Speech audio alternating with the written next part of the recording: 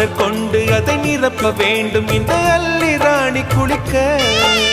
இந்த ரீதியில் அன்பு செய்தால் என்னவாகுமோ என் பாடு?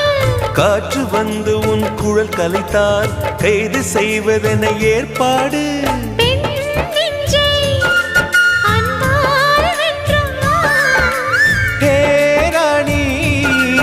அந்த இந்திரலோகத்தில் நான் கொண்டு தருவேன் நான் ஒரு பூவீதம். உன் அன்பு அது போதும். தொடு தொடுவெனவே வானவில் என்னை தூரத்தில் அழைக்கின்ற நேரம். விடு விடுவெனவே வாலிப மனது விண்வெளி விண்வெளி ஏறும். மன்னவா ஒரு கோயில் போய் இந்த மாளிகை எதற்காக? தேவியே என் ஜீவனே இந்த ஆலயம்